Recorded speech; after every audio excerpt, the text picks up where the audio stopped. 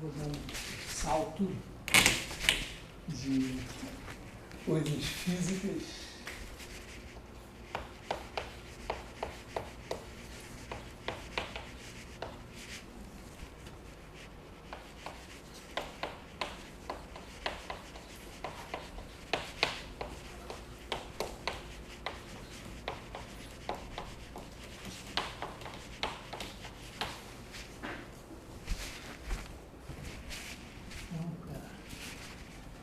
Surpreendentemente, tá, as funções de variável complexa tem tudo a ver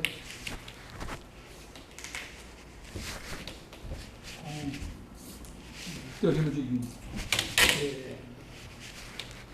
Bom, sempre nessas situações a gente começa fazendo uma revisão. A minha definição de revisão é como você vê rapidamente alguma coisa que você nunca viu antes. Bom, espero que alguns de vocês já tenham visto. Então, os números complexos, eles nascem lá 500 anos atrás com a fórmula de resolução de equações de terceiro grau. Não vou fazer isso agora, assim, mas 1500 e pouco, nem números negativos eram considerados. Então, achar que o número complexo ia surgir para resolver a equação de segundo grau que não tinha solução, não é por aí. O fato é que no processo de resolução de equações de terceiro grau, inevitável, assim, quando você tem um polinômio do terceiro grau que tem 3 raízes reais, se você aplica os métodos de resolução nesse tipo de polinômio, inevitavelmente você cai na raiz quadrada do número negativo. Então, talvez no começo parado aí, certo problema, mas até que as pessoas foram se dando conta que se aceitasse essas raízes quadradas de números negativos como números, sei lá, alguma coisa que a gente manipula abstratamente, no final do processo eles sumiam e você chegava às raízes. Então, começou a valer a pena, porque você pega um polinômio com 3 raízes reais positivas, ou seja, raízes que tinham existência na época, manipulando assim, você chegava a elas. Depois, isso vamos dizer, 1500, primeira metade do século XVI, 1530 e pouco. Já em 1572, tem um cara que, Bombelli, que diz, não, peraí, ele define as regras algébricas, regra dos sinais, ali trabalha com os números complexos como números ainda. É interessante que não tinha número complexo no começo, apareciam raízes de números negativos, mas não tinha nem esse nome, números complexos, e muito menos a compreensão de que um número complexo era um número z da forma x mais yi, onde i era um cara, não tinha isso. Isso daqui olha, não me engano, 1777, por aí. Foram mais de 200 anos trabalhando com números complexos, até o Euler dizer, não, número complexo é uma coisa assim. E aí, mais uns 20 anos, tem vários caras que dizem, mas então, se o número complexo é uma coisa assim, o número complexo corresponde a pontos do plano, né? Então, se você botar aqui A, B, esse número aqui é o A mais BI. É como se dissesse assim, ó, aqui é o 1, aqui é o I, então esse aqui é o BI. E com isso, a coisa, quer dizer, números que tinham origem algébrica, puramente abstrata, ganham um significado geométrico, e principalmente a soma de números complexos é a soma de vetores, mas o produto de números complexos tem um significado. Quando você faz A mais BI por x mais yi, Você tem AX menos BY mais AY mais BX. E se você escrever isso daqui como um par ordenado, quer dizer, AX menos BY, AY mais BX, isso daqui é o seguinte, né? Se você fizer AB menos BA multiplicado por XY, você tem exatamente isso, ó, AX menos BY, BX mais AY. Então, isso daqui, essencialmente, isso aqui é o seguinte, ó, você sempre pode pegar, chamar esse cara daqui, esse tamanho aqui de R, fazer R igual a raiz de A2 mais B2, chamar esse ângulo aqui de θ, né? Então A é igual a R cosseno θ, B igual a R seno θ. Essa matriz aqui, então, você tem R aqui em tudo, né? R cosseno θ, seno θ, menos seno θ, cosseno θ, xy. Isso aqui é uma matriz de rotação de θ. Isso aqui é uma homotetia de razão R. Então, multiplicar o número x mais y pelo número a mais bi corresponde a pegar se você tiver aqui o x mais y, você vai multiplicar ele por R e vai rodar de θ. Esse é o significado geométrico da multiplicação por números complexos.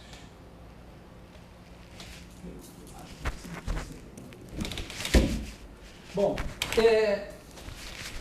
claro, isso aqui só pode vir depois de 1800, que é mais ou menos quando os números complexos são interpretados como pontos do plano. Mas, então eu vou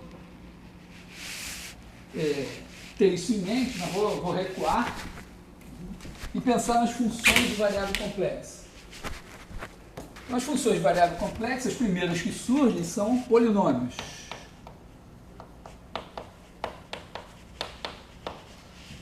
Já que os números complexos aparecem justamente no processo de busca de raízes de polinômios, né? Claro, você tem um polinômio, mesmo que ele tenha coeficientes reais, você pode pensar que a variável é um número complexo z. Então você tem esse p de z é igual a nz elevado a n mais a zero, e você pode pensar p como uma função de c em c. Funções de C em C, funções do plano no plano, eu gosto de olhar assim, né? Está aqui o Z e está aqui o P de Z.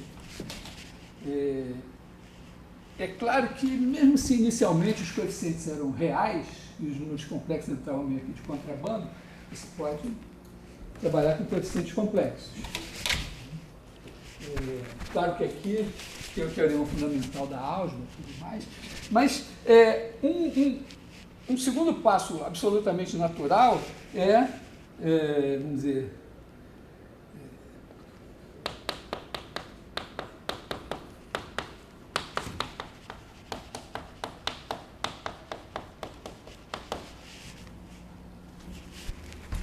a partir de Newton, você começa a olhar para as funções como dadas por séries de potências. Então você tinha, se você tem uma função f de r em r definida por um somatório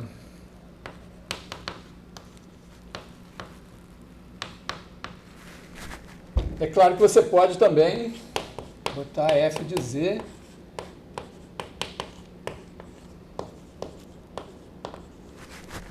ou fazer a série de potência com centro nisso aqui.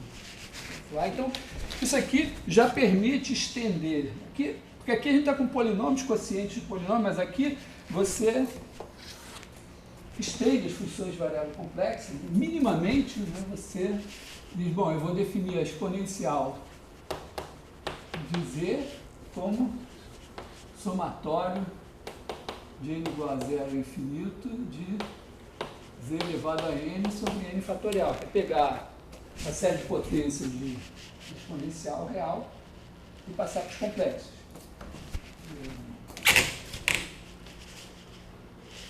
Embora talvez não esteja muito claro o que significa E elevado a Z, porque quando você faz um número A elevado ao cubo, você sabe que faz A vezes A. Aí, A elevado a 1 meio, a raiz de A. E, bom, quando o expoente for irracional, você ainda pode pensar que você está aproximando por expoentes racionais e tal. Complexo, talvez, seja um pouco mais complicado, mas a gente, por extensão, escreve E elevado a Z assim. É claro, aqui de passagem, né, se você pegar a série do seno, do cosseno, então você tira a famosa fórmula do Euler, de E elevado a θ mais 1 igual a 0. Mas o fato é o seguinte, é que tanto os polinômios como as funções definidas por séries, elas são deriváveis, infinitamente deriváveis. Né? Se você tem uma f de z igual a somatório de n igual a 0 a infinito de a n, z elevado a n, você sabe derivar f' de z é somatório de n igual a 1 a infinito de n a n e justificar isso é um pouco, dá um pequeno trabalho que eu não vou me dar a ele nesse momento, mas no caso dos polinômios, a minha fórmula de derivação de polinômios é clara e talvez valha a pena a gente se perguntar o que significa isso aqui. Então vamos recuar um pouco e pensar assim, o que significaria eu dizer, vamos dizer que eu tenho uma f de C em C e eu defino a derivada f' de z é igual ao limite, quando h tende a zero, de f de z mais h menos f de z sobre h. Faz sentido, né, porque eu posso dividir por h é um número complexo, e posso passar o limite, não tem muito problema. Para entender um pouco mais, relacionar isso com o que está acontecendo no plano, vamos trazer essa definição de derivada para a mesma definição de derivada de funções de Rn e Rn. Isso aqui é equivalente a eu dizer o seguinte, né, que f de z mais h é igual a f de z mais f' de z h mais o resto, né, vamos dizer assim, epsilon de h com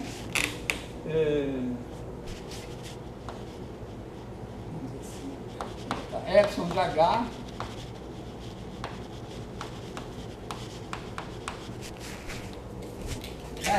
essa é a definição, essa definição convertida aqui, quer dizer, eu simplesmente faço a diferença entre isso e isso, c epsilon de h, a gente faz f de z mais h menos f de z sobre h menos f' de z igual a epsilon de h. Como o limite desse é isso, então esse epsilon de h tende a zero, o modo dele tende a zero também, E aí, multiplicando por H, você tem isso aqui. Então, essa definição equivalente é essa. Bom, mas isso daqui é a mesma coisa que dizer que essa função f, vista como função de R2 em R2, tem uma aproximação linear, que é dada, né, fixar o z, eu vou mexer aqui no meu desenho,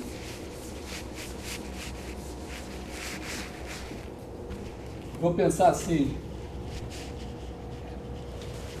a minha f, então vai ser uma função do plano no plano, e eu vou aproximar a f para h perto de z. Então eu tenho aqui z, f de z, e aqui eu olho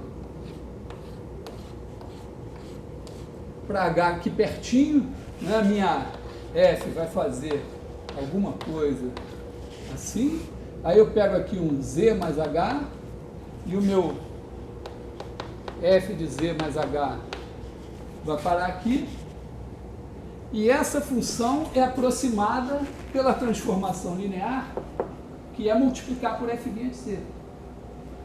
É claro que isso é linear, né? Porque se eu fizer... isso aqui é um número fixo. Para h variável, multiplicar por h, se eu multiplicar a soma de h1 mais h2 por isso daqui, vai dar linearidade. Se eu multiplicar o h por um número real, t também. Então, a aproximação linear dessa função é dada por isso daqui.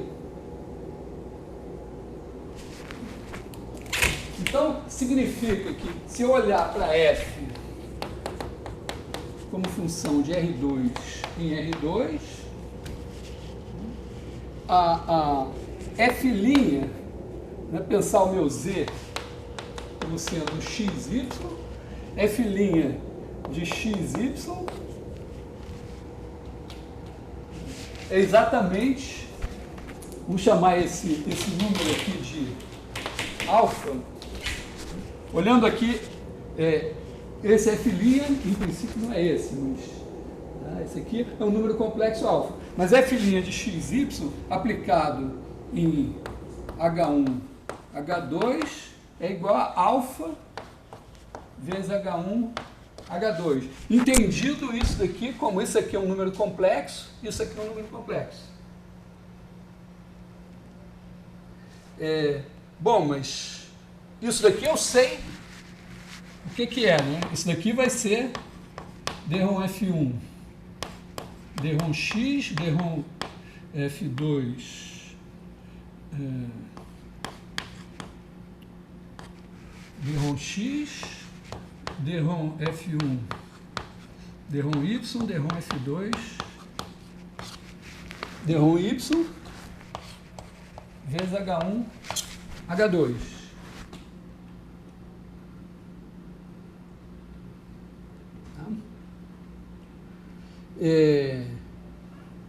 Mas isso é multiplicar pelo número alfa. Então isso daqui, se o meu alfa, esse alfa daqui é A mais BI,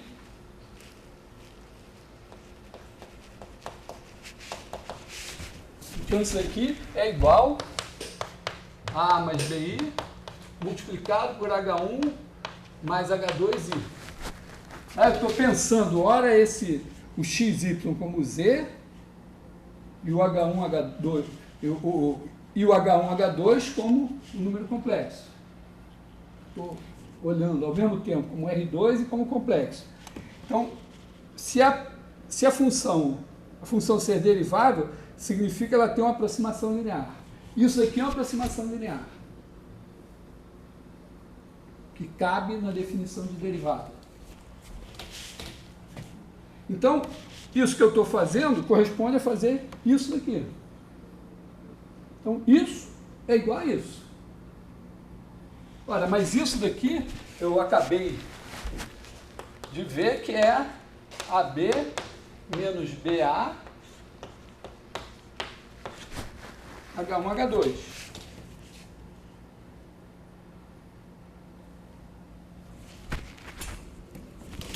Então, a conclusão é que uma função f, se você olha uma função f como função de variável complexa, se ela é derivável nesse sentido, ela é diferenciável como função de R2 em R2. E a sua matriz jacobiana tem essa cara aqui.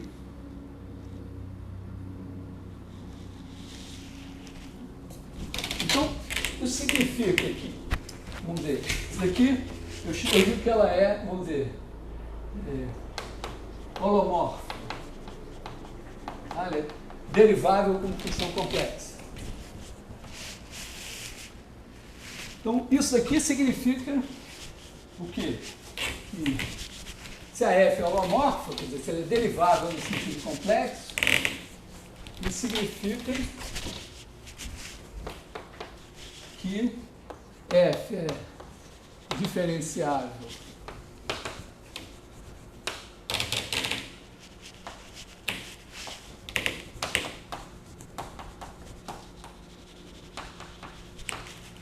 como função de R2 em R2, ela é diferenciável e D1F1, D1X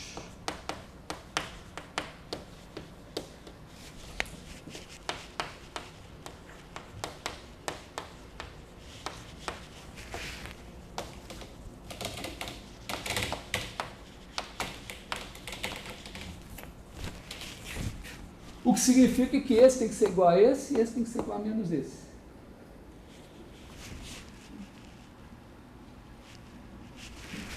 Ou seja,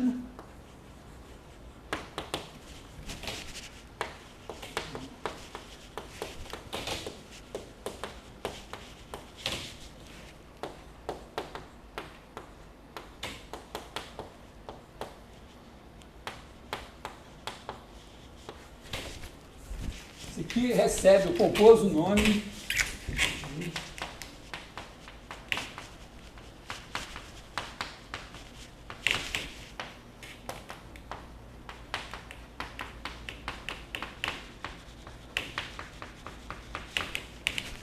embora, vamos dizer, visto de hoje, claro, Cauchy e Riemann viveram no século XIX.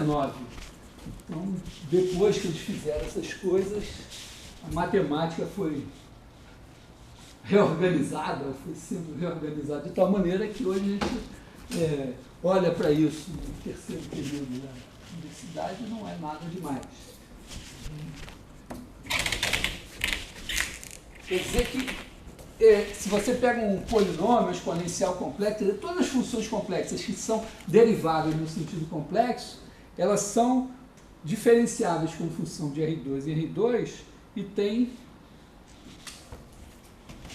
essa relação. Eu acho mais simples pensar assim. A multiplicação por um número complexo implica nisso.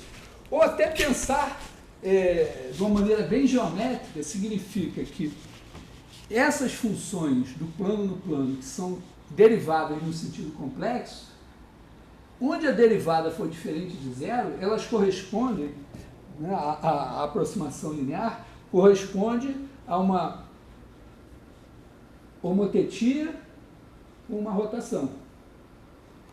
Em particular, né, se você pegar aqui num certo ponto, imagina que aqui é diferencial, você tem uma curva aqui, outra curva aqui, elas formam um certo ângulo.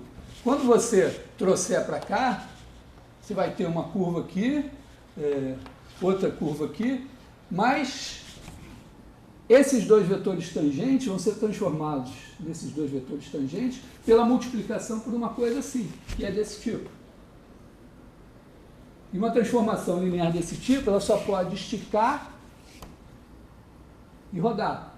Então, os ângulos são preservados. Quer dizer, se você tem aqui um ângulo θ, aqui você vai ter o mesmo ângulo θ, tá? Que é Z1, F de Z1, supondo que aqui é derivado. Tá? Isso aqui é uma breve revisão de cálculo 2. Oi? Quando você fez essa definição desse limite aí, não, derivada, você fez Z que é um número complexo mais H, né? Esse H é um número complexo. Ué, eu estou de C em C, então H é um número complexo, portanto, um vetor em R2. Mas isso não estaria porque você tivesse feito só na direção de H dessa derivada? Não. Quando você diz que a função é derivada no sentido complexo, significa que você pega Z, aqui você tem f de Z. Aí você pega um H qualquer, pega aqui o Z mais H, pega aqui o f de Z mais H,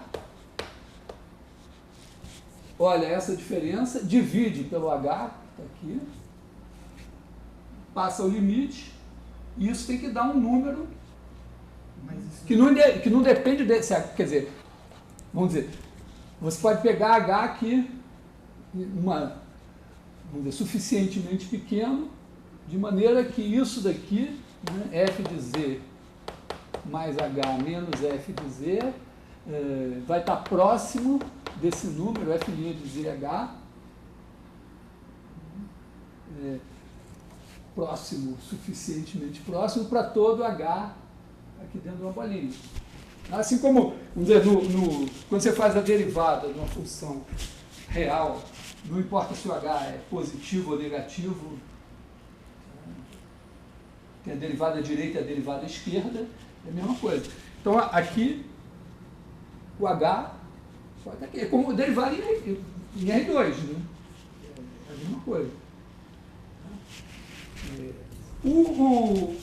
Assim, para dar uma mínima concretude para isso, né? Vou apagar aqui.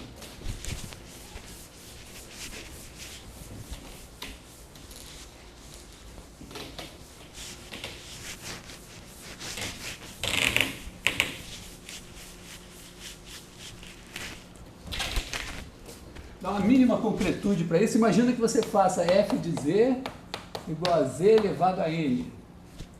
Com N pode ser 4, 5, 2, qualquer número inteiro positivo. Então, f de Z mais H menos f de Z vai ser Z mais H elevado a N menos Z elevado a N. Isso daqui, né, claro, vai dar Z elevado a N mais NH Z elevado a N menos 1 e mais coisas que tem H2, potência de H2, né, pelo menos, né, menos Z elevado a N. Então você corta esse com esse, divide por H, divide por H, divide por H, e isso daqui vai te dar NZ elevado a N menos 1 mais H vezes alguma coisa. Então está aqui a derivada, né? Esse daqui vai ser a derivada, esse daqui é o epsilon de H.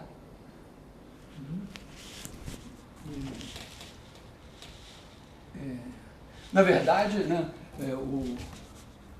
aliás, esse todo é o epsilon de H. Né? Você vai multiplicar por H. Então, é o mesmo processo de derivação de um polinômio, você deriva um polinômio complexo.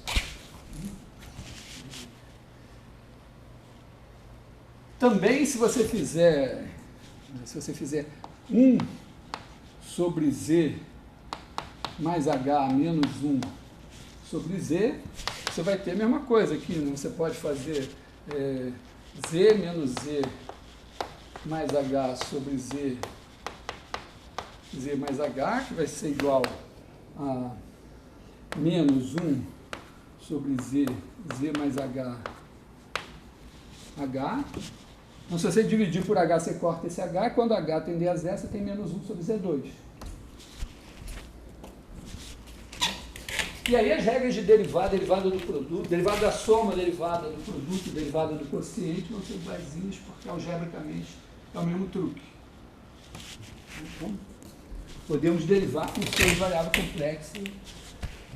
É admirável, assim, né, pensar que até onde se sabe, o Euler não tinha essa interpretação geométrica dos números complexos. Ele trabalhou com funções de variável complexa, série de potências,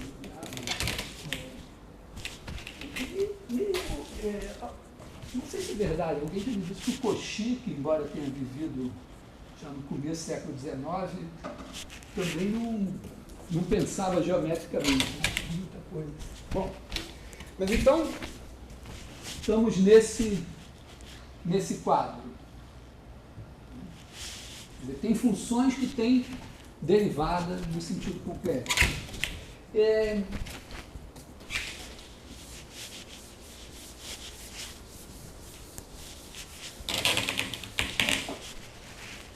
daí? Eu não vou...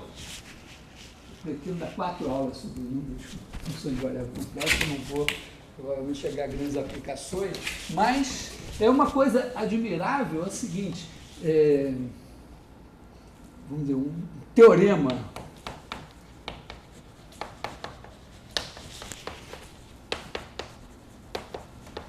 de Cauchy e, posteriormente, melhorado um pouquinho pelo Bursard, mas só uma hipótese, assim, não diria que... Mas o Bursard contribuiu para esclarecer um pouco alguma coisa, mas deixou uma... Vamos dizer, eu vou comentar sobre isso. O importante desse teorema é o seguinte, imagina que você tem aqui um aberto do plano complexo, ômega, e você tem F de ômega em C holomorfa. Imagina que significa que ela tem derivada primeira em cada ponto daqui. Aí você pega um ponto Z0 aqui. Pega um raio R de maneira que o disco de centro Z0 e raio R caiba aqui dentro de ômega. Então, para qualquer Z que você pegar aqui dentro, você tem o seguinte, F de Z é dada pelo somatório de n igual a 0 a infinito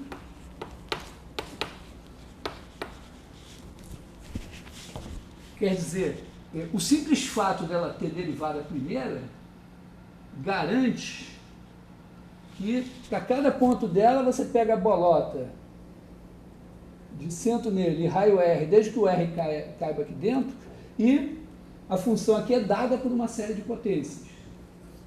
O que significa que ela vai ser infinitamente diferenciável. No caso complexo, a função ter derivada primeira numa região significa que ela tem infinitas derivadas. E esses ANs, sim, esses ANs são a enésima derivada em Z0 sobre o N fatorial.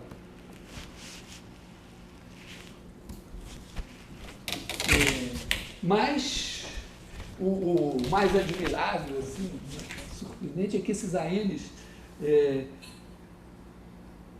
também têm uma fórmula dada em termos de integrais de linha, que é a fórmula integral de Cauchy. Então, o que eu vou fazer agora é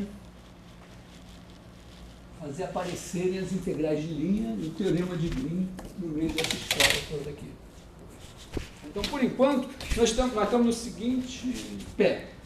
Nós temos os números complexos que aparecem a partir do problema de resolver equações polinomiais, funções de variável complexa, bom, os polinômios são assim, tem exponencial complexa, tem outras coisas, que originalmente já são construídas dadas por série de potências, né, e tem a derivada, que tem um certo significado geométrico.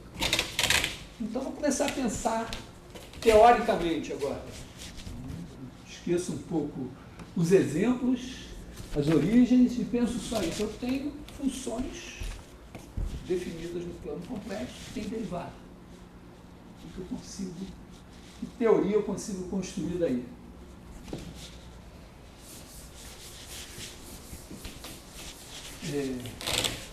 Esse teorema é fruto dessa teoria. Um pouco mais do que ele, quer dizer, ele diz um pouco mais.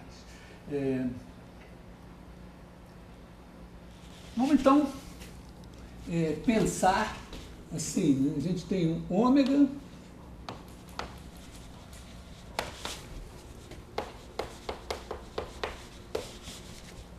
lembrando que C igual a R2. Então, você tem aqui o ômega. E assim como eu coloquei a questão de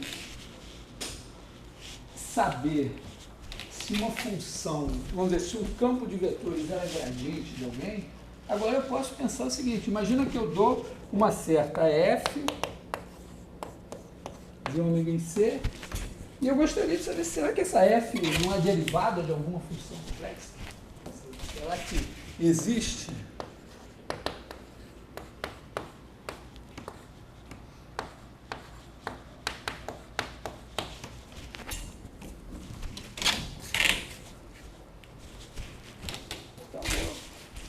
Vou começar a pensar daí. Repara que eu posso fazer a mesma ideia. Eu posso pegar aqui um ponto A, dizer, bom, a minha G em A vai ser alguma coisa. E aí, dá um ponto B, dá uma curva C aqui, C. Não, o meu ômega é o R2. Eu vou pensar nessa história sempre assim, que eu estou em R2, mas algumas coisas eu posso escrever com uma multiplicação complexa. Está aí, já que ela está aí, vou pensar nela. Bom, então vamos pensar essa C. É uma função aqui em ômega. Então, se eu fizer f de C de t, pega um carinha B, leva em ômega, e de ômega leva em C. Então, isso aqui é uma função de AB nos complexos. Se eu derivar,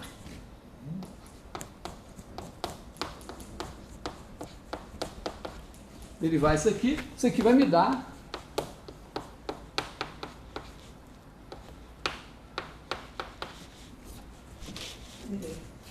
e aqui eu posso jogar com o seguinte, se eu olhar para essa F como função de R2 e R2, isso aqui é a matriz jacobiana multiplicada pelo vetor velocidade.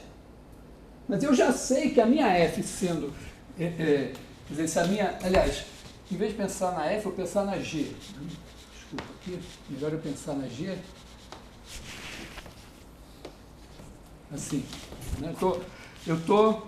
Eu olho para cá, olho o G e faço isso.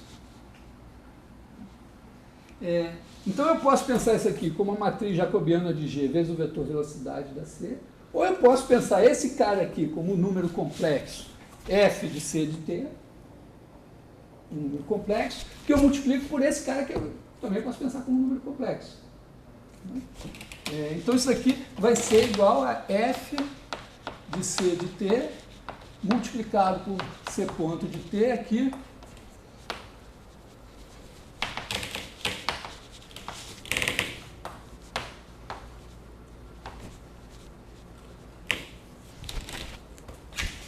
bom, então eu posso perfeitamente dizer que, quer dizer, se o C de A é A e o C de B é B, eu posso dizer que G de B menos G de A é igual a G de C de B menos G de C de A,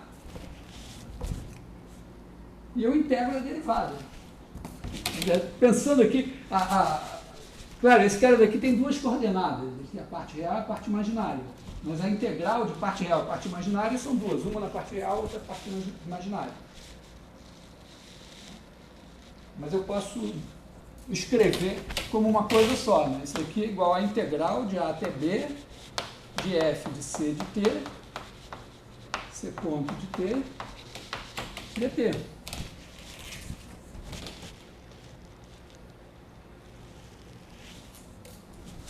Então, eu tenho, na verdade, isso aqui são duas integrais de linha. Porque se você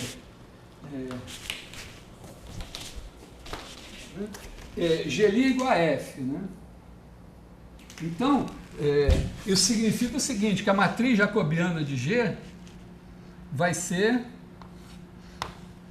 derrom G, derrom X, derrom G, G1, derrom G1, derrom G2, derrom X, derrom G1, derrom Y, derrom G2, derrom Y. Mas isso vai ser a multiplicação por F. Então isso aqui eu sei que vai ser F1, F2, menos F2, F1.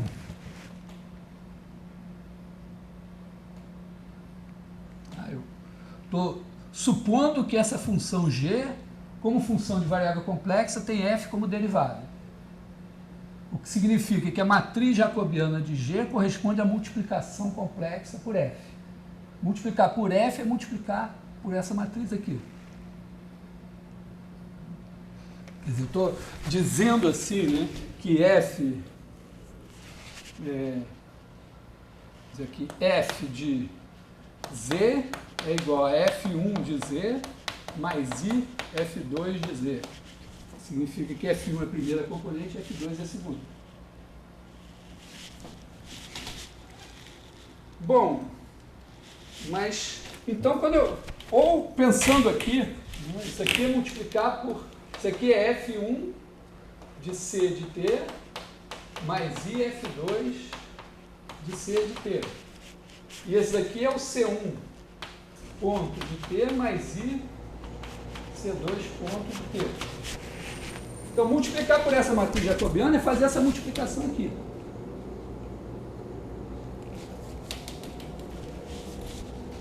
Está confuso?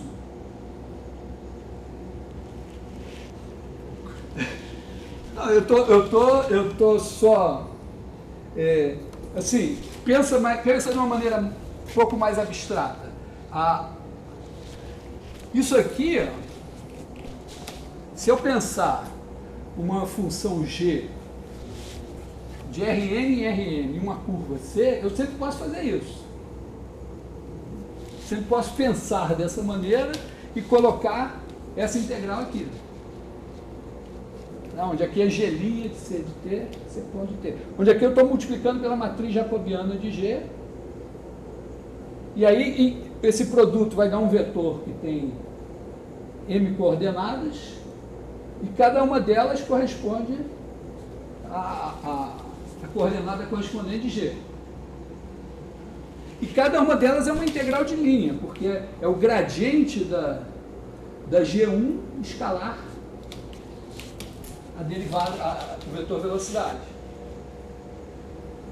Só que ocorre que eu sei, nesse caso aqui, ele pensa assim, eu teria aqui, ó, na iésima eu teria derrom G1, derrom GI, derrom X1, derrom GI,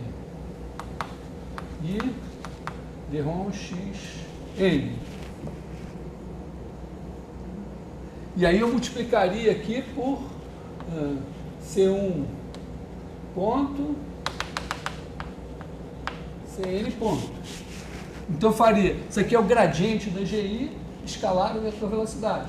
Isso me reconstruiria, seria a integral de linha que vai reconstruir a iésima coordenada. Isso é o sentido dessa integral aqui, pensando isso aqui como a matriz jacobiana da G.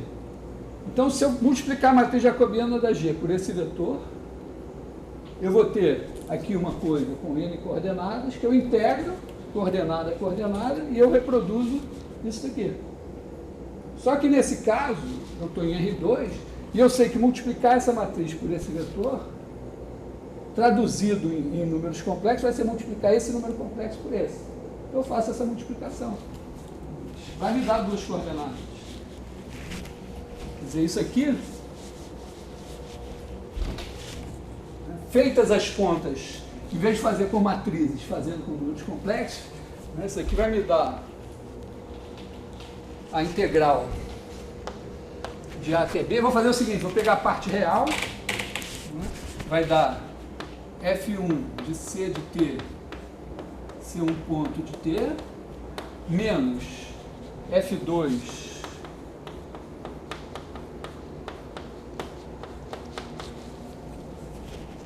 TI, né? Isso aqui, DT, mais I vezes, aí eu tenho F2 C1 ponto,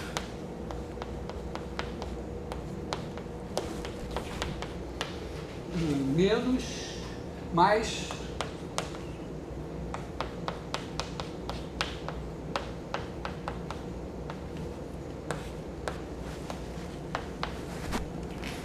então essa integral vai me reconstruir a parte real e essa daqui é a parte imaginária.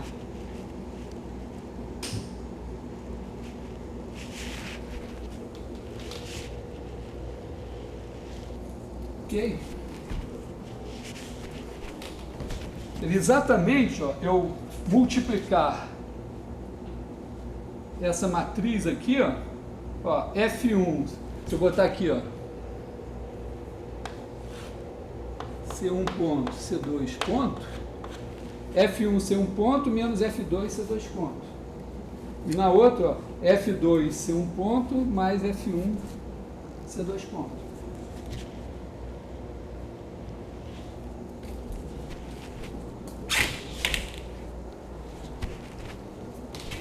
Então, eu estou meio que imitando o que eu fiz no começo do curso de definir integral de linha, só que em vez de ter uma função que toma valores em R, eu tenho uma função que toma valores em R2. E estou aproveitando o fato de que aqui o R2 são os números complexos e eu posso escrever as coisas em termos de integral dos complexos. Então isso me motiva a dizer o seguinte, ó, esse negócio daqui, eu vou chamar de integral sobre a curva C de f de z dz.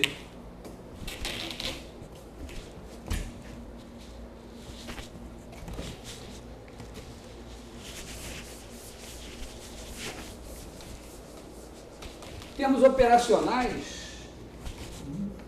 integral sobre C de f de z dz funciona assim, né? Você faz f igual a f1 mais i f2 e dz igual a dx mais i dy, vamos dizer assim.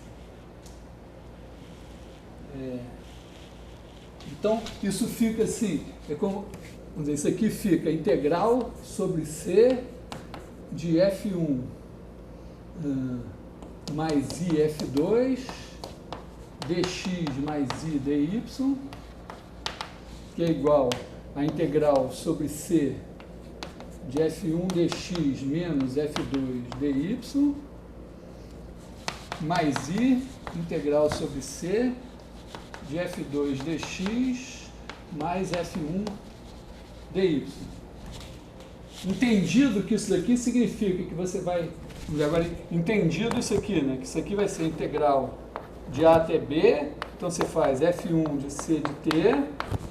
Onde tem dx, você pega a componente x do vetor velocidade. C1 ponto de T.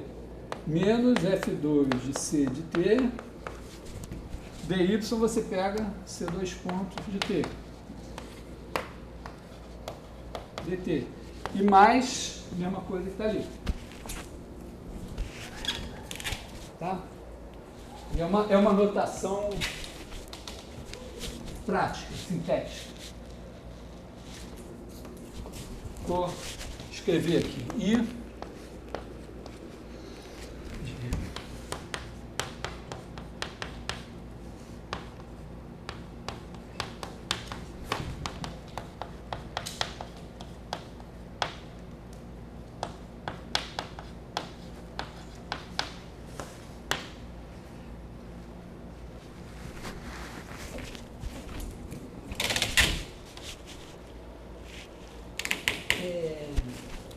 apagar isso tudo.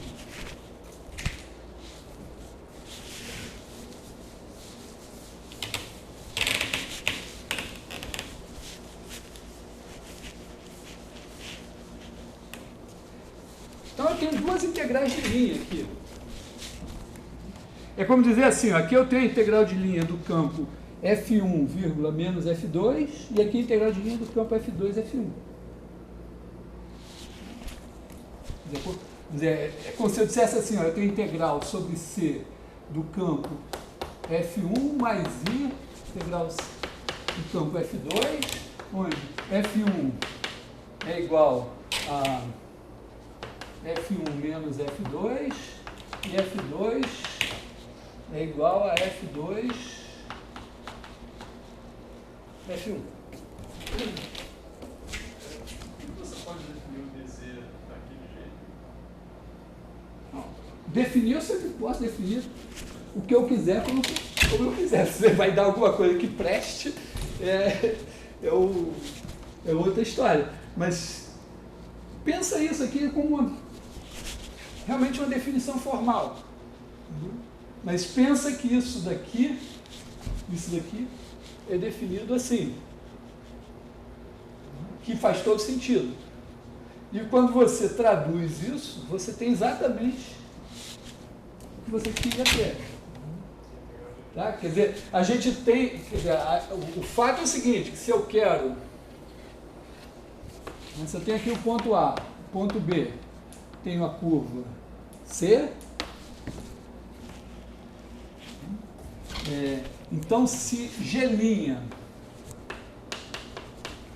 igual a F, isso significa que G de B menos G de A é igual a integral sobre C de F de Z dz.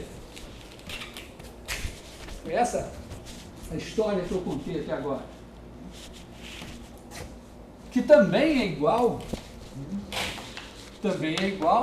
a integral sobre C do campo F1 mais I, a integral sobre C do campo F2.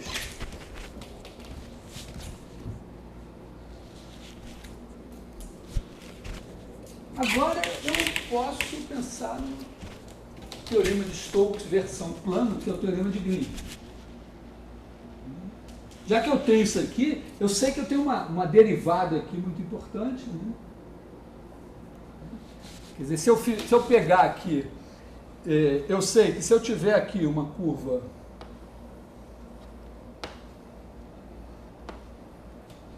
C fechada, vou chamar ela aqui de uma curva fechada, C, né? De maneira que essa região está toda contida no meu ômega. Então, se eu fizer a integral, cobra com bambolê, de cetil, de f de z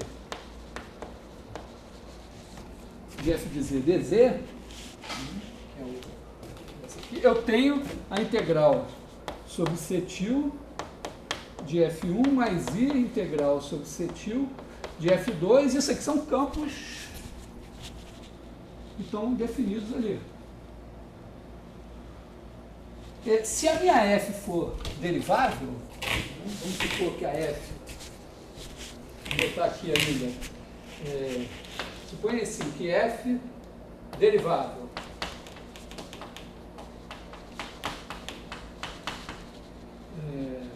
no sentido complexo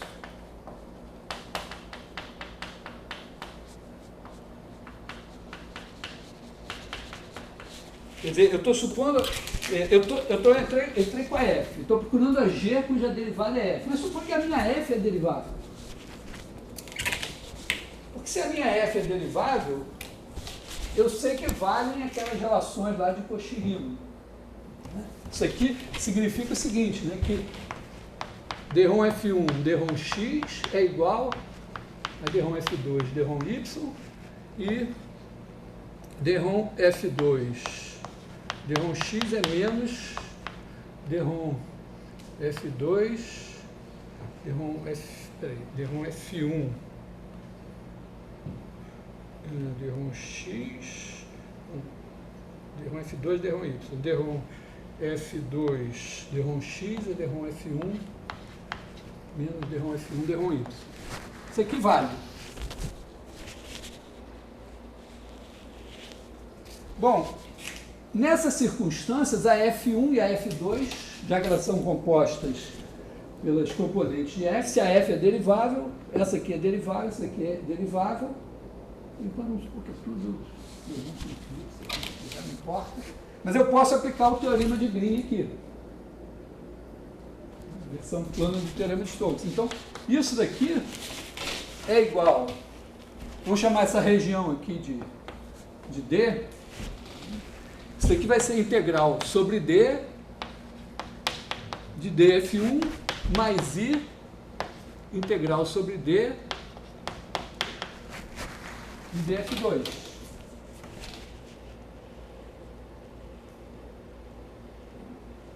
Que aqui é basicamente o rotacional desse negócio, pensado como se fosse isso com zero aqui.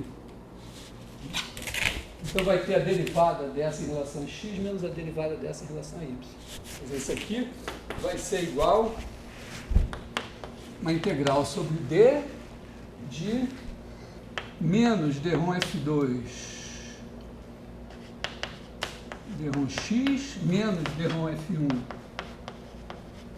d-ROM y mais I a integral sobre d disso daqui, que vai ser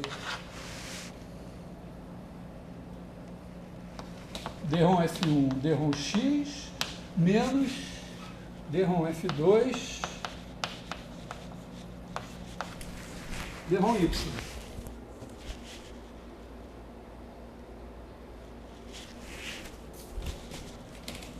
Zero.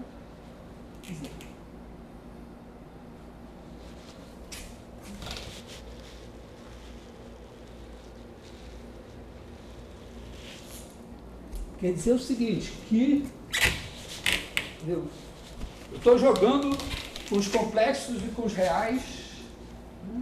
Quer dizer, eu estou procurando, estou dando a minha função f e estou procurando a g, cuja derivada é f. Com isso eu defini integral de linha. Mas ocorre que a minha integral de linha de f de z dz são duas integrais de linha. E que se a f for derivável, eu posso olhar para o teorema de Green, de Stokes, sei lá o quê, e vai aparecer isso aqui.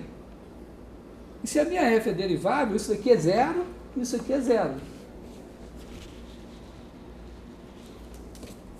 Ou seja,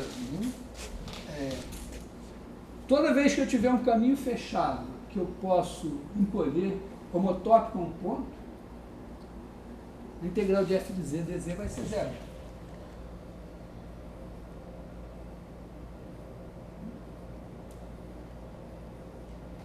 Com isso, é o teorema fundamental, básico da teoria de função de variável complexa. Daí que tudo decorre, basicamente. Então, deixa eu escrever ele aqui, né? Acho que eu já posso apagar esse daqui.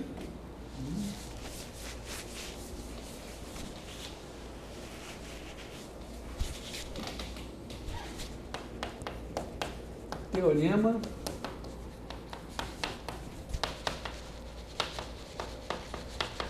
de Cauchy. Vou botar o Goursat aqui, por favor.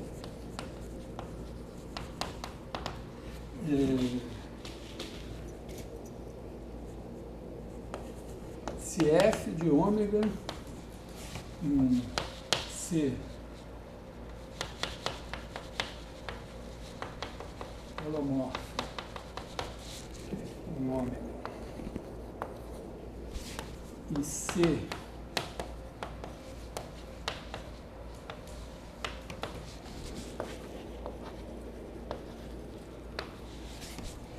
vou botar aqui C1,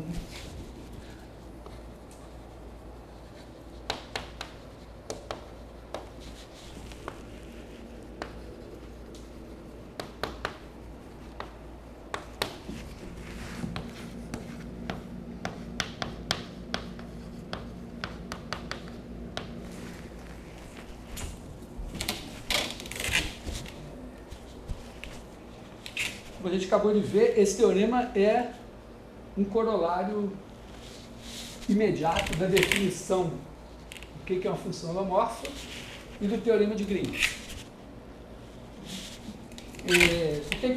Isso foi o que o Cauchy demonstrou. Eu não sei exatamente se ele tinha o teorema de Green, mas durante muito tempo ficou assim um pouco a coisa de que assim, havia uma lenda de que o teorema de Green, uma lenda não, uma demonstração imperfeita do teorema de Green, que o teorema de Green exigiria que, quando você pega o campo, que o gradiente dele fosse contínuo. Basicamente para você poder fazer as contas lá na demonstração. Então, ficou um pouco assim a coisa. Bom, o teorema de Cauchy decorre do teorema de Green, na hipótese de que, além de ser holomorfa, a função f, a derivada dela, essas coisas aqui teriam que ser contínuas. Isso aqui está o teorema de Green. Mas, na realidade, isso não é necessário. O teorema de Green vale com essas hipóteses aí, mesmo que essas derivadas não sejam contínuas. O que o Goursat fez na história aí, em 1895, fazer uma demonstração independente de que o teorema valia realmente sem a hipótese de continuidade. Um detalhe técnico. A ideia principal é isso aqui. Quer dizer, você tem uma definição de derivada no sentido complexo que leva a uma definição de integral de linha no sentido complexo e que você, usando o teorema de Green, você conclui que isso aqui é verdade.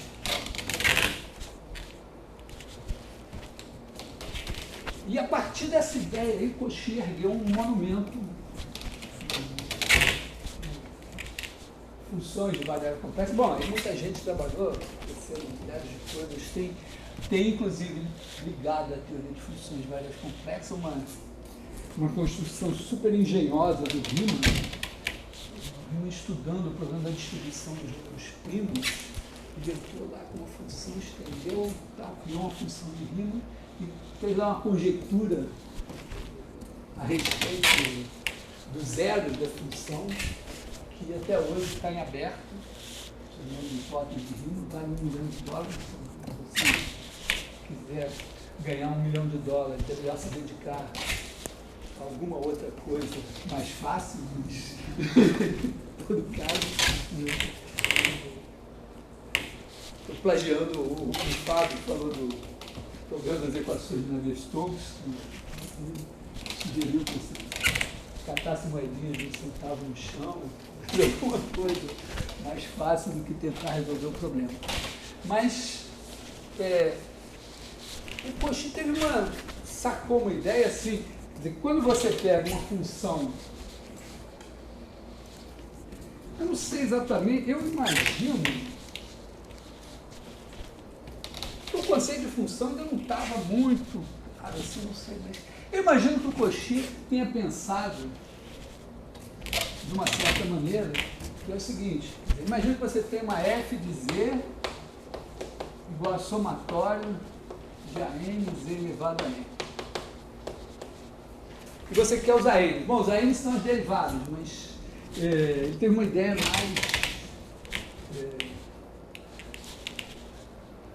esquisita. Assim. Mas eu imagino que ele pensou o seguinte, olha, sempre que você tem z elevado a n, ele é igual à derivada de z elevado a n mais 1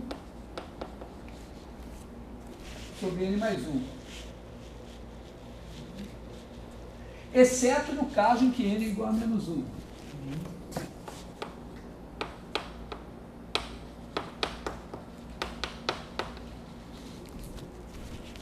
Essa fórmula aqui vale para todos exceto n igual a menos 1. O que significa o seguinte, né, que se você pegar f de z igual a z elevado a n. com n diferente de menos 1, então f é derivada de alguém já, no sentido complexo. Então, se você fizer a integral sobre qualquer curva fechada de f de z dz, você está calculando, não é porque quando você faz, não vamos perder de vista, né, que quando você faz isso daqui, se f é igual a g', então, e c de AB em ômega é C1, então a integral sobre C de f de z dz é igual a g de c de b menos g de c de a. Foi para isso que eu fabriquei essa integral. Então, se a curva é fechada, vai dar zero. Se a f é derivada de alguém. O teorema, ele parte um pouco da compreensão, que o fato de f ser holomorfa não significa que ela é derivada de alguém, tipo 1 sobre z. 1 sobre z a gente vai ter que parar e entender lá direitinho. 1 sobre z, essencialmente, seria a derivada do logaritmo complexo. Mas o logaritmo complexo, ele envolve o ângulo, a forma de variação de ângulo. Então, ele não vai poder estar definido, não é 1 sobre z está definido para z diferente de zero, mas o logaritmo não está definido direito para todo z diferente de zero. Tem o problema do ângulo. Vou voltar a isso. Então, a compreensão aqui é que o fato da função ser holomorfa não significa que ela é derivada de alguém. Mas, mesmo assim, você tem isso se a curva for homotópica a um ponto, por causa do teorema de Green, de Stokes. Mas, se, por acaso, a sua função f for derivada de uma g, você não precisa nem saber se ela é holomorfa ou se não é holomorfa, isso daqui vale. E, portanto, essa integral aqui é zero.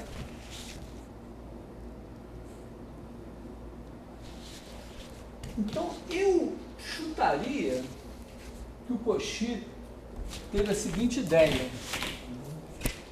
Vou inventar aqui. Vou contar a verdadeira história de Cauchy, inventada por mim. Eu imagino que o Cauchy pensou o seguinte, ó, eu faço f de z, divido por z elevado a n mais 1, e isso vai me dar somatório de n igual a zero a infinito de an,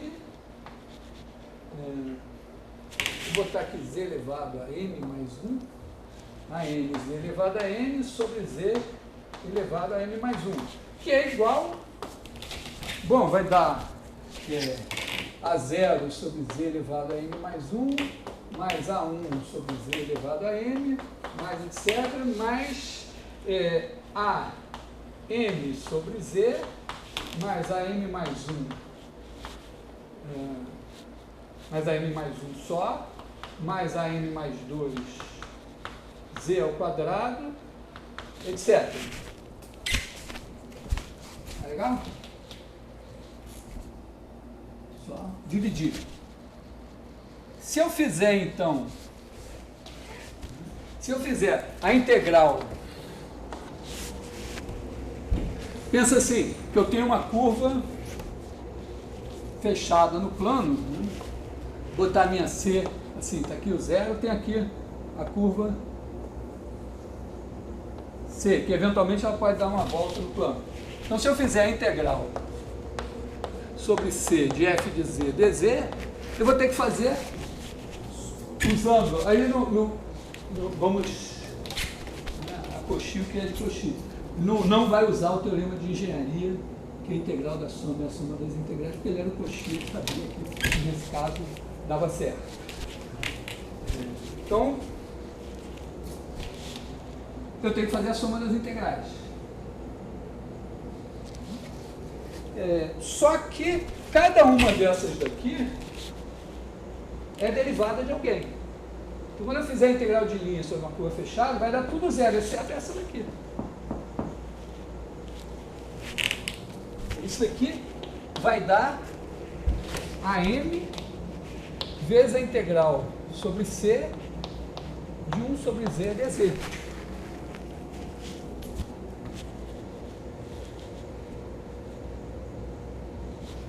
Aliás, f de z aqui sobre z elevado a m mais 1. Se eu calcular essa integral, eu tenho a fórmula para m. Em termos de integral de linha. Então é só olhar para essa coisa aqui. Quer dizer, a teoria de funções de variável complexa está baseado em, vamos dizer, em 3 pilares. Primeiro pilar, a definição de função homórfica. Tá, vamos dizer, séries de potências. Segundo, definição de função homórfica. Terceiro, teorema de Green. E quarto, essa integral aqui. Função aqui. Então, tudo se resume a gente entender o que dá essa integral aqui. Apagar tudo.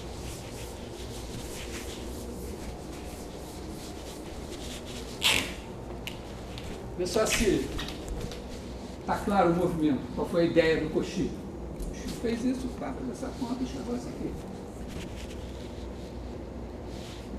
Não sei se tem algum registro histórico, mas eu psicografei, descobri que foi isso, foi assim que ele pensou primeiro.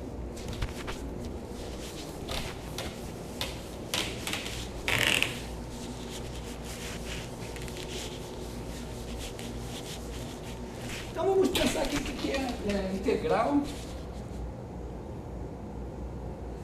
O que é 1 sobre z? 1 sobre z é igual a 1 sobre x mais yi. Tem mas se de multiplicar pelo conjugado, você multiplica em cima e embaixo por x menos yi, x menos yi. Isso dá x menos y, e aqui dá x2 menos y ao quadrado. Como y ao quadrado dá menos 1, dá x2 mais y2. Então, é isso daqui. Então, se você fizer, se você fizer c de t igual a x de t mais y de t, integral sobre c de 1 sobre z dz vai ser igual a integral de a até b,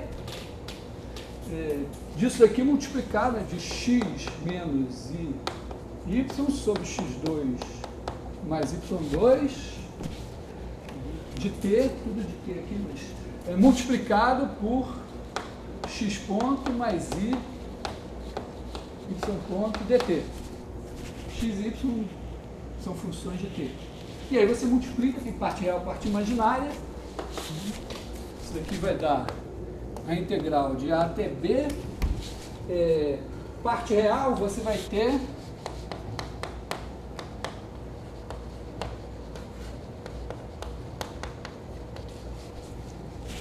x2 mais y2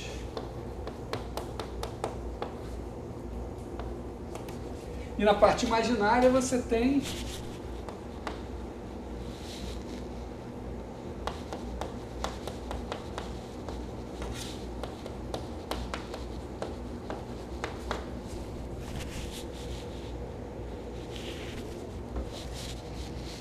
você olha para essas duas aqui, olha para isso daqui, isso é derivada do logaritmo. Esse negócio, né? Isso daqui, ó, se você fizer d dt de 1/2 do logaritmo de x2 mais y2. Esse aqui é isso aqui.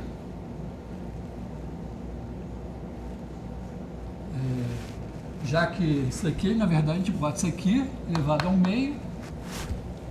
Então, isso aqui é a derivada do logaritmo do módulo de C de T. Então, isso aqui tem integral. Se a curva for fechada, se a derivada de alguém vai dar zero.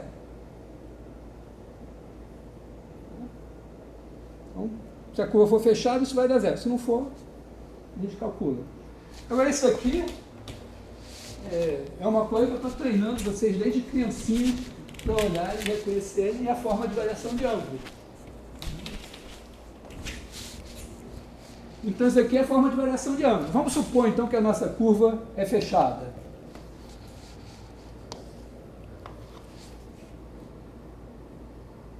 Então, isso daqui dá zero. E esse daqui dá a variação de ângulo de C. Vezes I. Então, isso daqui dá I vezes o número de voltas de C em torno de zero.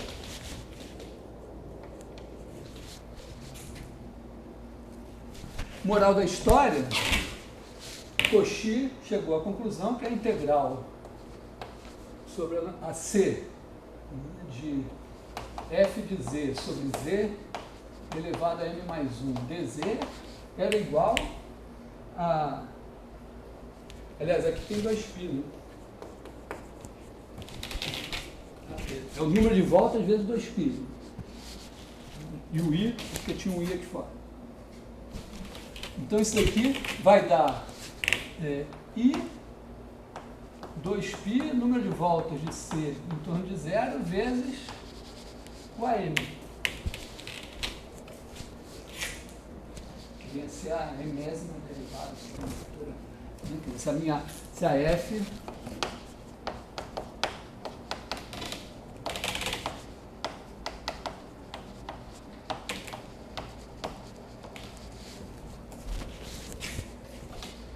Então, né, claro, você sempre pode escolher uma curva que dá uma voltinha só em torno de zero, um circulinho, para simplificar, de maneira que esse número aqui dê 1. Então, se você pegar aqui zero, pegar uma coisinha simples assim, C, então você vai ter a N é igual a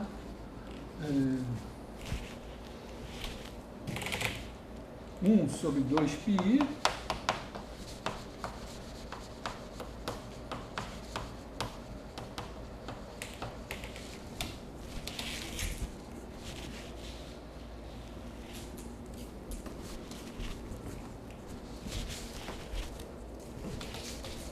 Bom,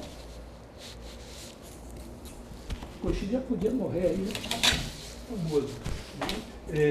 Mas ele fez mais do que isso. Porque aqui eu estou supondo, aqui ele estava supondo que a F era dada por uma série de potências. O que ele fez foi, na verdade, o contrário. Ele provou que se a F é holomorfa, e você define os ANs assim, a F é dada pela série de potências.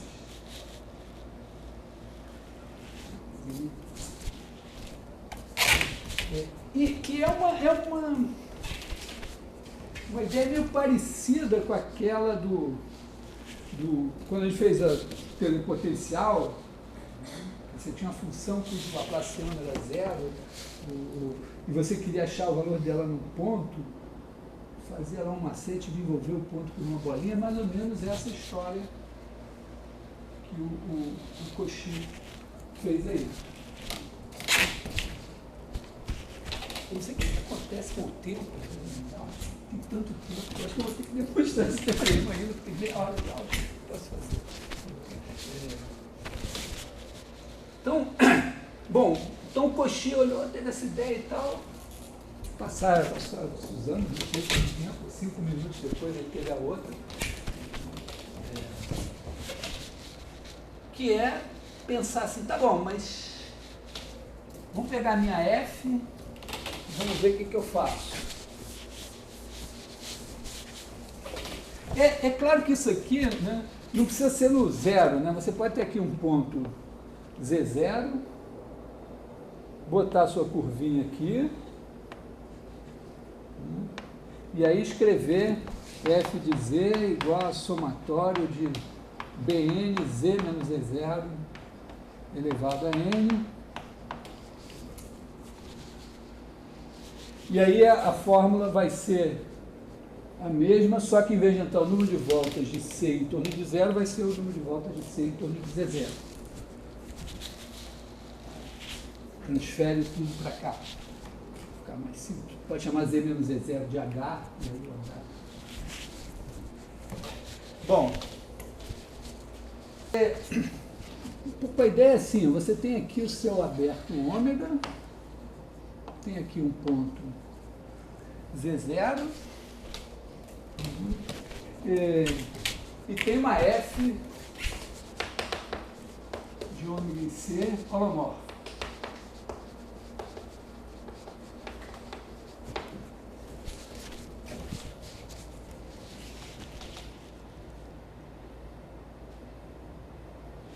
Aí você pega uma curva C,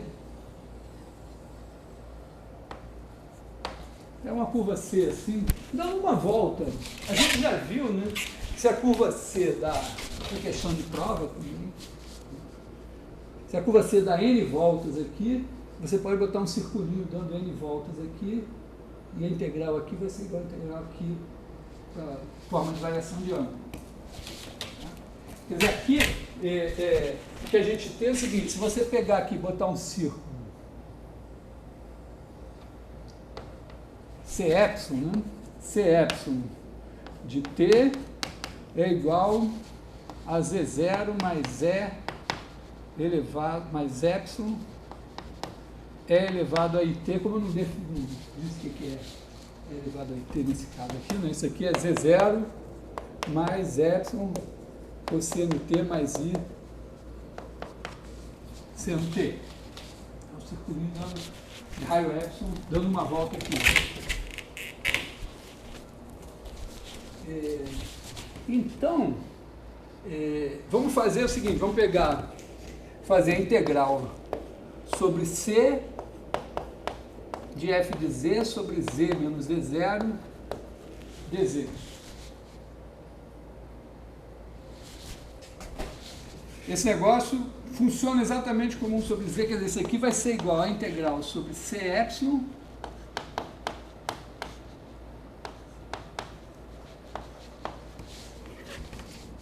essa daqui, supondo que as duas, essa aqui dá uma volta aqui, essa daqui para mim dá uma volta aqui. Por que eu posso fazer isso? Porque quando eu olho para essa região aqui, a minha 1 sobre z menos z0 é holomorfa aqui dentro. E a f de z sobre 1, né, f de z sobre z menos z0,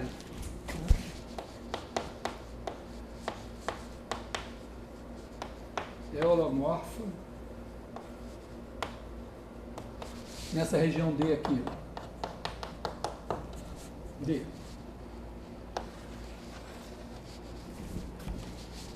Então, se eu fizer a integral de linha, né, aqui eu tenho, na verdade, tem uma homotopia entre C e C epsilon, e na hora que eu fizer a integral de linha aqui, eu aplico o teorema de Green, e essa integral é igual a essa. Então, aqui não tem problema, eu trago essa integral para essa aqui.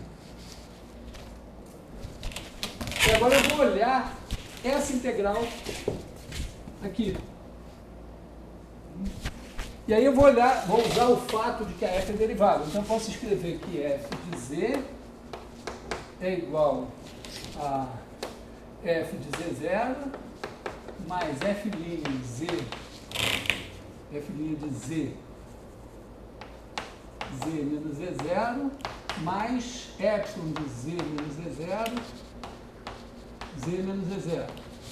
Esse aqui tende a zero quando z tende a z0. Então eu posso pegar isso aqui e dizer que f de z sobre z menos z0 é igual a f de z0 sobre Z menos Z0 mais F' de Z mais epsilon de Z menos Z0. Essa é a função que dá o restinho. Vai dividir por Z menos Z0. Se eu integrar,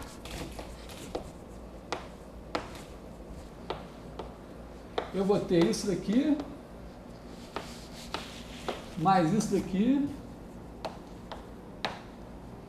mais isso daqui.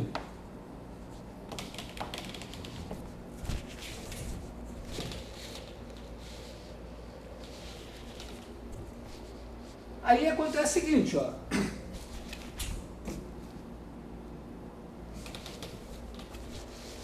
Essa daqui, vamos primeiro olhar essa daqui. Né? Isso aqui é uma função constante, porque a filhinha de Z0. Né? Isso aqui é a filhinha de Z0, então isso é constante. É uma função constante, ela certamente é derivada de alguém. Então, quando eu estou integrando sobre uma curva fechada, isso daqui dá zero. Isso daqui é uma constante vezes a forma de variação de ângulo em torno de Z0. Então, isso daqui dá f de Z0 vezes a integral de 1 sobre Z menos Z0, que é a mesma coisa que a integral de 1 sobre Z em torno de zero, que dá 2πi vezes o número de voltas, que é 1. Então, dá f de Z0 vezes 2πi. Ok? E esse negócio daqui tem duas maneiras, talvez, de olhar para isso. Uma é o seguinte, ó, essa integral aqui não depende de epsilon. Porque se eu botar um epsilon maior e um epsilon menor, são homotópicos aqui. Então, para qualquer cara que eu coloque aqui, essa integral dá a mesma coisa, para qualquer epsilon que eu der. Então, isso aqui, na verdade, é uma constante, não depende de epsilon. Aliás, esse epsilon aqui está ruim, né? Porque tem um epsilon aqui, vou chamar isso aqui de R. O resto. Então, isso aqui é constante. Isso daqui também está calculado um valor. Isso aqui é zero. Então, isso aqui tem que ser constante. Mas mais ainda, né? Não só é constante, como dá para ver que essa constante vai ter que ser zero. Por quê? Porque isso aqui, ó, quando o epsilon é pequeno, isso aqui é pequenininho. Um número pequeno. Integrado sobre uma bolotinha, um circulinho de raio epsilon pequeno. Então, na maior das hipóteses, isso aqui seria 2π epsilon, que é o tamanho disso, vezes o maior tamanho que eu tiver aqui, que é pequeno. Então, quando o epsilon tender a zero, isso é pequeno, o 2π epsilon é pequeno, a maior das hipóteses é pequeno ao quadrado, praticamente. Então, isso aqui tende a zero quando o epsilon tende a zero. Moral da história, essa integral aqui dá isso. Mas essa integral é igual a essa.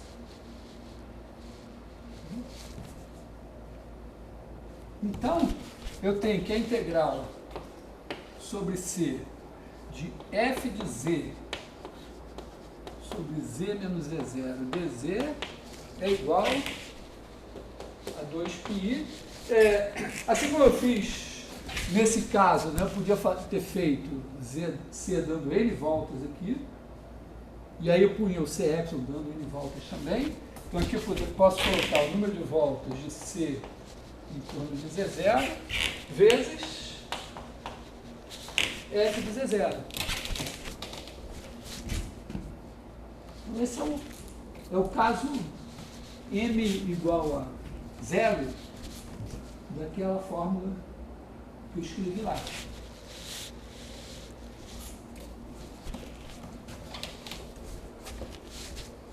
E aqui o que eu usei? Definição derivada.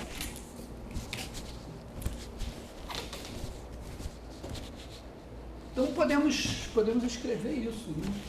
Pode botar assim, botar aqui o Z0, botar C,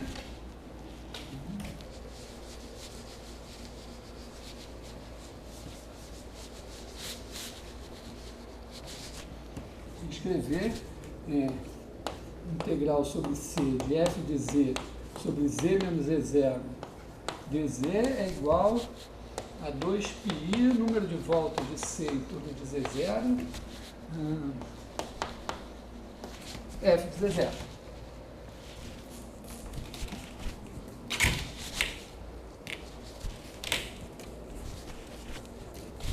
A ideia agora tem mais uma das coisas que a gente sabe, aquelas coisas básicas, teorema de Pitágoras, equação de segundo grau, sistemas lineares. Depois a gente vai aprendendo que a gente não sabe tanto assim. Sistemas lineares, por exemplo, muito mais difícil do que a gente imaginava. Mas fórmula da PG. Vou fazer só o seguinte, né? Eu vou trocar o Z0, eu vou chamar de Z. E vou pegar o zeta, um cara aqui. Então aqui eu vou fazer o seguinte. Então eu vou trocar Z0 vai virar Z e o Z vai virar zeta. É só uma coisa psicológica. Aqui. Eu não sei qual o impacto psicológico do zeta. Você já consegue fazer um zeta, um psi? A menos que o cara saiba desenhar assim, fica muito vale, mas você vê quanto tempo o cara faz matemática pelo psi dele. Você consegue fazer um psi, um zeta. Bom, é só o seguinte, porque eu posso olhar para esse daqui, esse 1 sobre zeta menos z, escrever como soma de uma PG. É um truque aqui mesmo.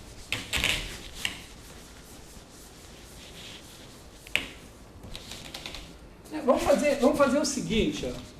Já que isso vale assim, vou simplificar também. Vou botar aqui um círculo, vou botar o meu z aqui assim, e C vai ser um círculo de raio R aqui, dando uma volta. Então, esse cara aqui não precisa. Está dando uma volta aqui. E a única exigência é que o R seja suficientemente pequeno para esse disco todo caber aqui dentro. Para justificar tudo que eu fiz aqui. E agora eu vou pensar assim, né? 1 sobre zeta menos z, eu posso escrever, eu não sei direito a fórmula da soma da PG, mas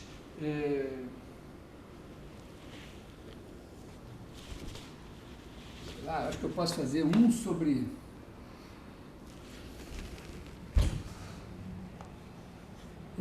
zeta vezes 1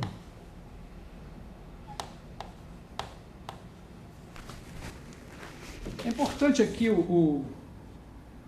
fazer assim. Claro que eu podia ter posto 1 sobre z e ter feito ao contrário, mas olha só, o meu z assim, vou fazer outra observação aqui. Vou deixar o meu z0 aqui.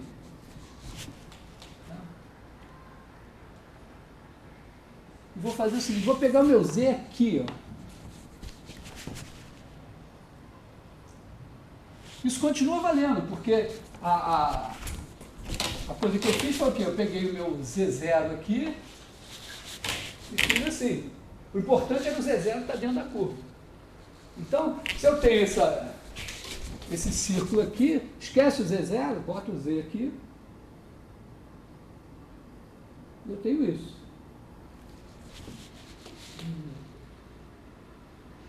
Eu acho que eu vou fazer uma coisa melhor, então, aqui, ó. em vez de fazer isso, porque o z sobre zero, o que eu sei é o seguinte, para a soma da PG, eu sei que z menos z0 é menor que zeta menos z0. Ele está aqui dentro. Então eu vou fazer aparecer isso de alguma maneira, né? Quer dizer, eu vou botar assim 1 sobre zeta menos z0 menos z menos z0.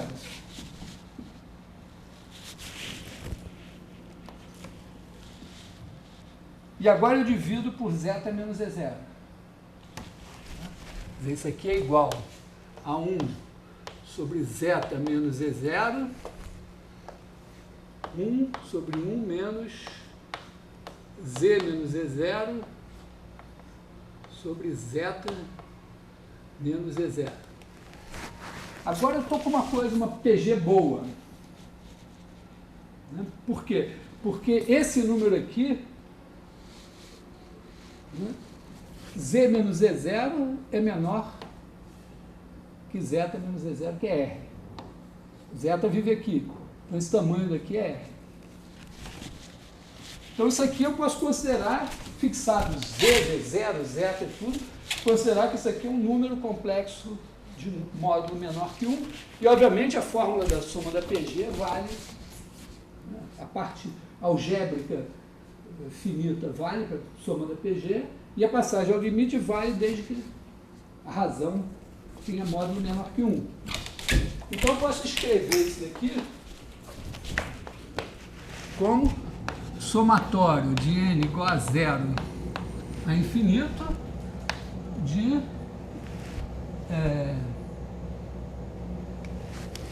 bom, eu tenho que botar aqui 1 sobre zeta menos z0, z menos z0, zeta menos z0 elevado a n.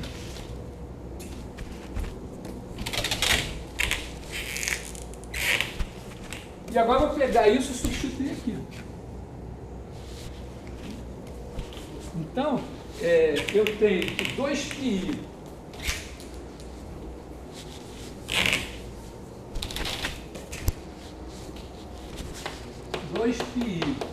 f de z é igual a integral sobre c de, eu posso botar assim, né, f de z, somatório de n igual a 0 infinito, de f de z sobre zeta menos z0 elevado a n mais 1, z menos z0 elevado a n d0.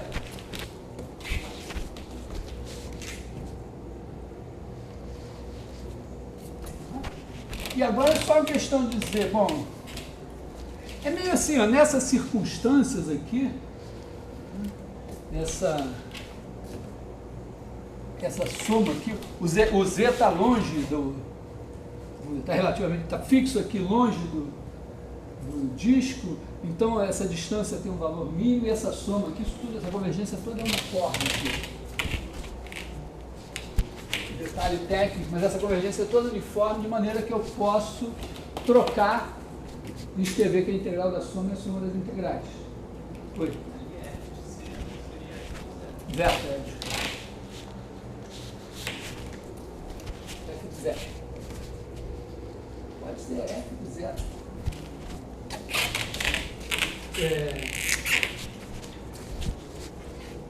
Então, isso daqui, ó, eu posso escrever assim, isso é somatório de n igual a 0 infinito da integral sobre c de f de zeta sobre zeta menos z0 elevado a n mais 1. E em cada uma dessas integrais, isso aqui é uma constante, não depende, não tem nada a ver com integrando. Eu estou integrando aqui, o zeta está variando aqui, o z está fixo, o z0 está fixo. Isso aqui é um número complexo fixo. Então eu posso fazer assim, d zeta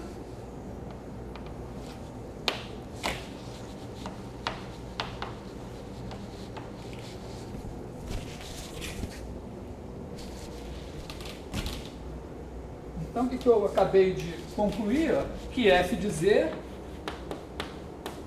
é igual a somatório de n igual a zero a infinito de AN z menos E0 elevado a n, com a n é igual a 1 sobre 2πi integral sobre c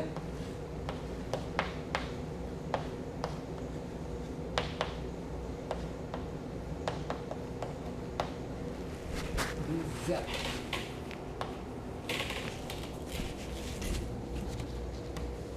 Então, eu supondo simplesmente que a f era holomorfa, eu cheguei à conclusão que se eu fixar um Z0 aqui, botar um disco de raio R que caiba dentro de ômega,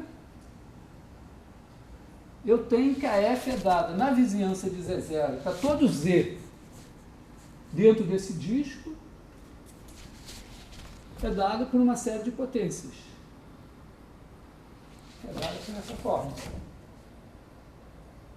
Claro, se eu quiser um R que saia do ômega, eu não consigo. Então, o raio de convergência da série já está determinado pelo ômega. Claro, eu poderia roubar, poderia ter um ômega maior e dizer, não, só vou trabalhar no ômega menorzinho, aí o raio poderia. Mas isso é interessante. Um exemplo interessante é o seguinte, se você pegar a função 1 sobre 1 mais x2,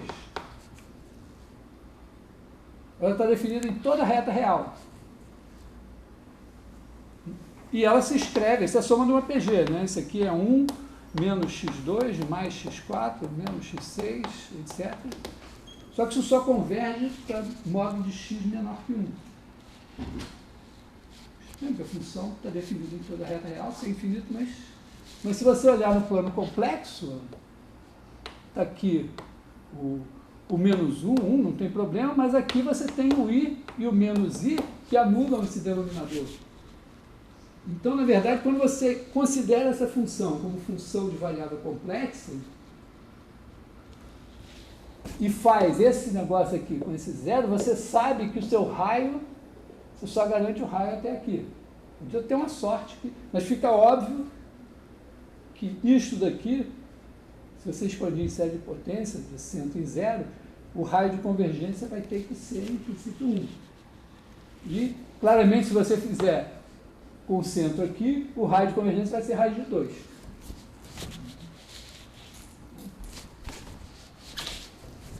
Então, usando vários ingredientes que a gente já tinha em algumas definições novas, a gente acabou de demonstrar esse teorema, né? Que se é uma função holomorfa um aberto do plano, e se R é tal, se você pegar um Z0 nesse ômega aberto do plano, e R é tal que o disco de centro Z0 e raio R cabe inteiramente dentro de ômega, para todo Z que diste menos que R de Z0, F de Z é dada por uma série de potências, com esse AN dado por essa fórmula aqui. Ou seja, no entorno de cada ponto de ômega, você pode escrever a F como uma série de potências. Então, aí o Cauchy já merece mais, né? Mais alguma coisa. Fez outras coisas. Então, bom,